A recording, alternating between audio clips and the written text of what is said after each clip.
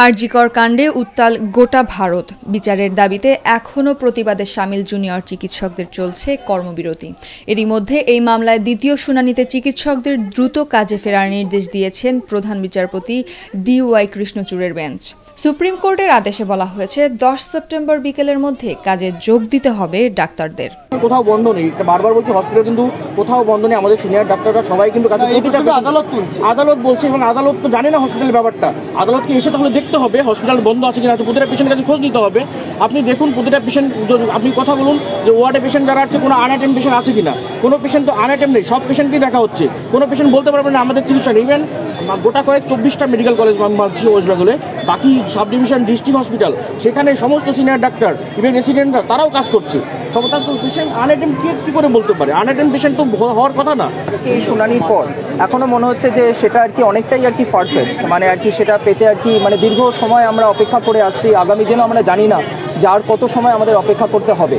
কিন্তু at the same time যেটা আর কি এই যে কাজে যোগ দেওয়ার যে ব্যাপারটা উঠে আসছে, সেটা আমাদের আর কি এখন একটা ইন্ট্রা কলেজ, যেটা জিবি মিটিং আমরা বলি, তো সেই মিটিং একটা হবে। তারপরে আমাদের একটা প্যান জিবি, মানে যেটা আর কি বিভিন্ন কলেজের মাধ্যমে যে মিটিংটা হয় সেটাও কন্ডাক্টেড হবে।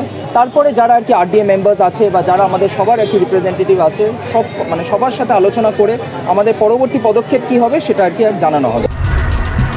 এর আগে সুপ্রিম কোর্টে আরজিকর হত্যাকাণ্ডের প্রথম স্ট্যাটাস রিপোর্ট পেশ করে CBI। 16 সেপ্টেম্বরের মধ্যে CBIকে দ্বিতীয় স্ট্যাটাস রিপোর্ট জমা দেওয়ার নির্দেশ দিয়েছেন প্রধান বিচারপতি।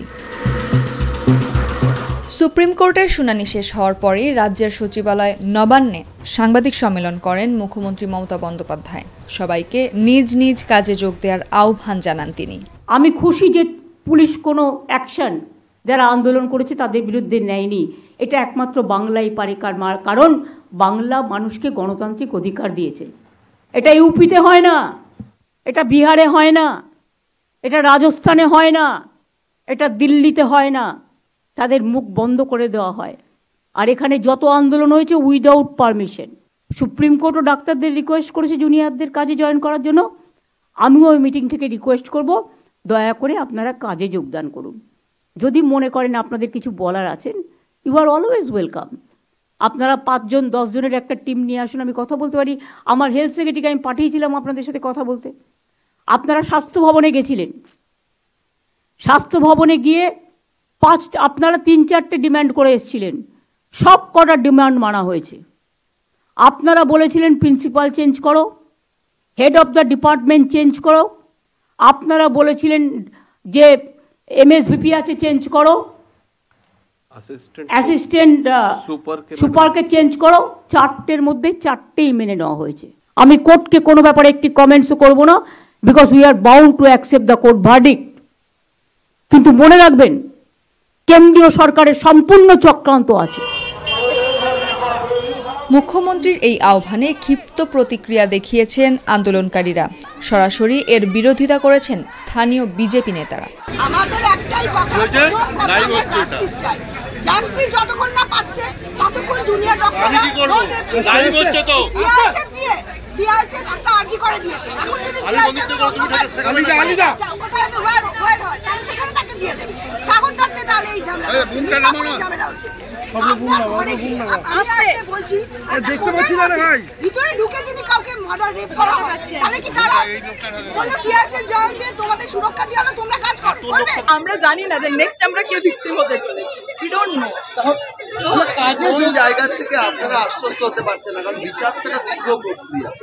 বিচার একটা দীর্ঘ প্রক্রিয়া, সত্যি কথা। কিন্তু এখনো অবধি আমাদের যে কটা দাবি ছিল, সেই দাবিগুলোর সবকটা তো সেই দাবিগুলো পূরণের পথে কতদূর এগিয়েছে, সেই জায়গা থেকেই আমরা আশ্বস্ত হতে পারছি না। আমরা বুঝতে পারছি না যে এরপরে আমাদের উপরে কি আছে।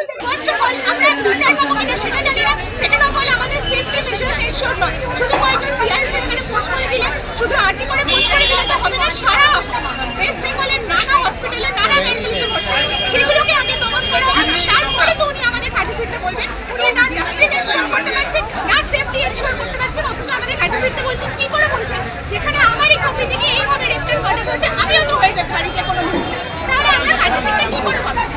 আজকে পুলিশের তরফে বলা হয়েছে তারা নাকি সম্পূর্ণ সিসিটিভি ফুটেজ দিয়েছে, কিন্তু সিবিআই বলছে তারা মাত্র 4টে ক্লিপিং দিয়েছে 27 মিনিটে। এই ডিসক্রিপেন্সিগুলো প্রথম থেকে আছে বলেই আমাদের এই আন্দোলন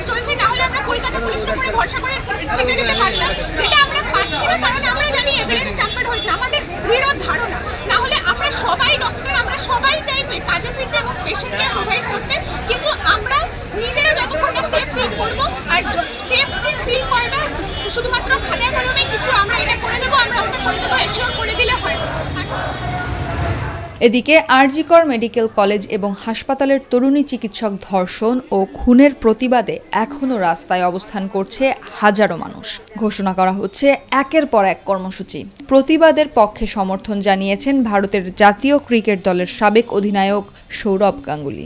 আমি চাইবো যে সমস্ত মানুষের মতো যারা স্বতঃস্ফূর্তভাবে নন পলিটিক্যাল এই আন্দোলন করেছে তাদের সাথে থেকে তাদের জন্য মেয়েটির জাস্টিস যেন হয়, সেটা সবচেয়ে বেশি ইম্পর্টেন্ট। আমরা জানি যে কোনো মামলায় একটু সময় লাগে, কিন্তু আমরা চাইবো আর সুপ্রিম কোর্টের কাছে রিকোয়েস্ট থাকবে যে যত তাড়াতাড়ি সম্ভব এই মামলার বিচার হোক।